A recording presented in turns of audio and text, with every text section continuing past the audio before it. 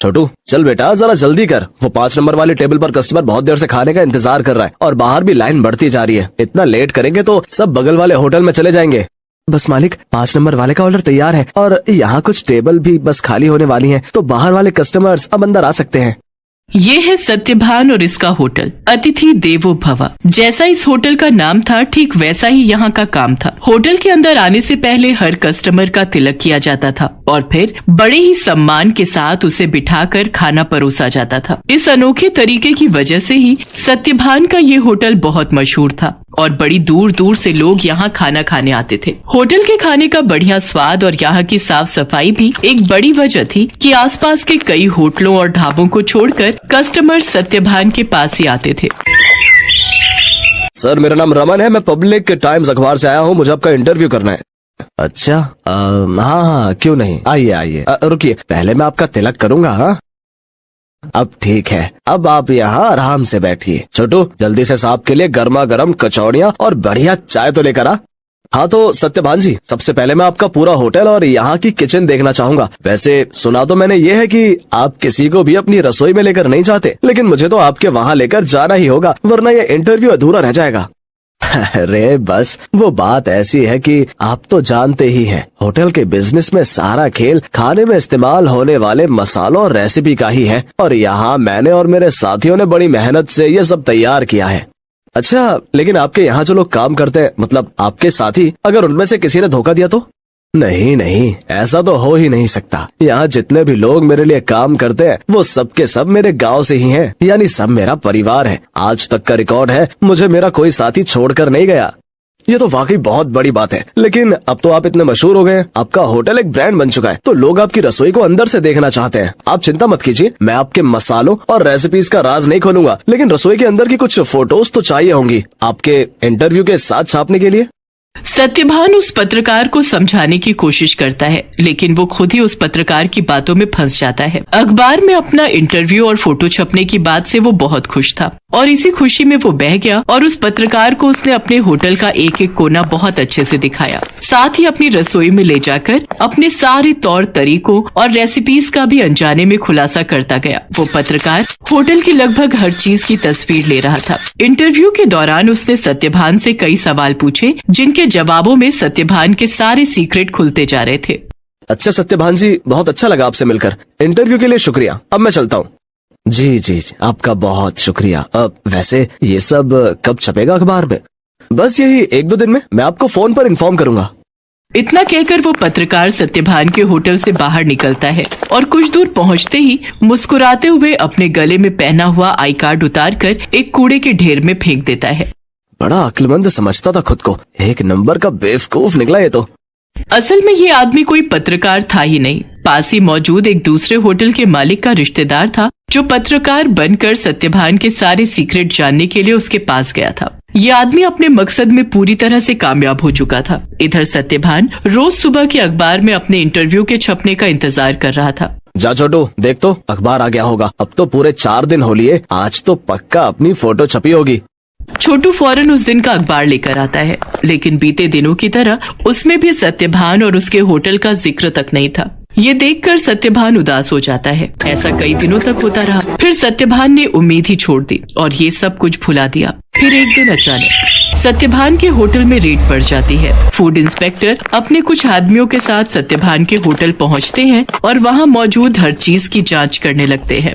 देखिए, हमें आपके होटल के खिलाफ शिकायत मिली है कि आप खाने में नकली सामान का इस्तेमाल करते हैं। ये कैसी बातें कर रहे हैं आप? सालों से मैं इस होटल को चला रहा हूँ, वो भी पूरी ईमानदारी से। अगर ऐसा है तो हमें यहाँ की तलाशी लेने दीजिए। चलिए हटिए यहाँ से। पूरी टीम होटल का कोना कोना छानने लगती है। तभी उन्हें किचन के पास एक छोटा सा दरवाजा दिखता है। फूड इंस्पेक्टर खुद इस दरवाजे को खोलकर अंदर जाते हैं तो उन्हें काफी मात्रा में नकली घी, तेल, नकली मसाले जैसी कई चीजें मिलती हैं। तो ये है तुम्हारी ईमानदारी का सबूत? हाँ, शर्म आनी चाहिए तुम्हें। सत्यभान को कुछ समझ ही नहीं आ रहा था कि आखिर उसके साथ हुआ क्या। खाद्य विभाग की टीम सत्यभान के होटल को सील कर देती है। साथ ही सत्यभान को जेल भेज दिया जाता है। एक ही पल में सत्यभान का सब कुछ बर्बाद हो गया था। उसका परिवार सड़क पर आ गया था। सत्यभान खुद को बेगुनाह साबित नहीं कर सका और उसका सब कुछ जुर्माने की रकम अदा करने में चला जाता है। उसके गांव के लोग जो उसके लिए काम किया करते थे, वो भी उसका साथ छोड़कर गांव वापस चले जाते हैं। सिवाय छोटू के। चलो तुम्हारी जमानत हो गई है। जमानत की बात सुनकर सत्यभान चौंक जाता है। वो बाहर आकर देखता है तो एक वकील के साथ खड़ा छोटू उसका इंतजार कर रहा था। छोटू, तूने ये सब कैसे किया बेटा? तेरे पास इतने पैसे कहाँ से आए? मैं तो बिन माँ बाप का एक लावारिस था मालिक। आपने मुझे सहारा दिया था तो मैं आपको इस हाल में अकेला कैसे छोड़ देता? आपको याद है, मैं हर महीने की तनख्वाह से कुछ पैसे जोड़ता था अपनी आगे की पढ़ाई के लिए। बस वही आज काम आ गए। छोटू की बात सुनकर सत्यभान की आंखों में आंसू आ जाते हैं और वो छोटू को गले लगा लेता है। लेकिन अभी भी सब कुछ ठीक नहीं हुआ था। शहर भर में सत्यभान का नाम खराब हो चुका था। इसलिए सत्यभान अपने परिवार और छोटू के साथ शहर छोड़कर अपने गांव चला जाता है। वहाँ बांस के बड़े बड़े जंगल थे जिनके बीचों बीच एक छोटी सी झोपड़ी बनाकर सत्यभान और उसका परिवार रहने लगता है। सत्यभान के पास गुजर बसर के लायक भी पैसे नहीं थे, इसलिए उसे कुछ तो करना ही था। तभी एक दिन उसने गाँव के एक बच्चे को एक आधे कटे बांस में कुछ खाते हुए देखा। सत्यभान उस बच्चे के पास गया और उससे बोला, बेटा ये क्या खा रहे हो? ये हरे बांस का अचार है और ये रोटी है। ये बर्तन, ये भी बांस से बना है। वो यहाँ गांव में बांस ही सबसे ज्यादा उगता है ना, तो हम लोग इसी का ज्यादा से ज्यादा इस्तेमाल करते हैं। उस बच्चे की बात सुनकर जैसे सत्यभान के दिमाग के घोड़े दौड़ने लगे। उसने फौरन छोटू को अपने पास बुलाया और उसे कुछ समझाने लगा। फिर अगले दिन तड़के सुबह ही वो छोटू के साथ बांस के जंगल में गया और ढेर सारी बांस की लकड़ियां काट कर ले आया। सत्यभान और छोटू दिन रात लगे रहे और देखते ही देखते उन दोनों ने सिर्फ बांस की मदद से पूरा का पूरा होटल बनाकर तैयार कर लिया, जहाँ दीवारें भी बांस की थी और सारे बर्तन भी। अब सवाल ये था कि इस होटल में पकेगा क्या? मालिक आप चिंता मत कीजिए, हमें जाकर सब लोगों से बात करनी चाहिए जो शहर में अपने साथ काम करते थे। मुझे विश्वास है कि वो सब हमारा साथ जरूर देंगे। छोटू की बात मानकर सत्यभान अपने गांव के लोगों से बात करता है। धीरे धीरे गांव के कई लोग उसकी मदद के लिए आगे आते हैं। कई लोग उसे मुफ्त में राशन देते हैं, जिसके साथ हरे बांस का इस्तेमाल करके सत्यभान और छोटू होटल के लिए खाना बनाते हैं। और इस तरह एक बार फिर सत्यभान का होटल चल पड़ता है। लेकिन हालात अब पहले से बहुत अलग थे। कई दिनों तक सत्यभान के होटल में एक भी ग्राहक नहीं आता।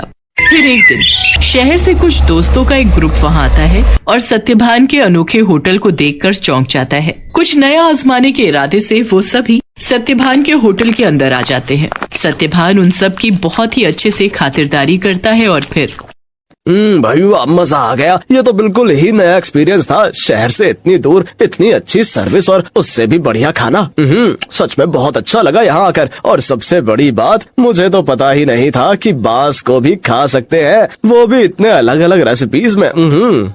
सत्यभान के खाने और अलग किस्म के होटल की तारीफ वो सभी दोस्त अपने दूसरे दोस्तों से जाकर करते हैं, जिसके चलते और भी लोग खास तौर पर सत्यभान के होटल में खाना खाने वहाँ पर आते हैं। सत्यभान की सर्विस और खाना बहुत जल्दी अपना पहचान बना रहा था।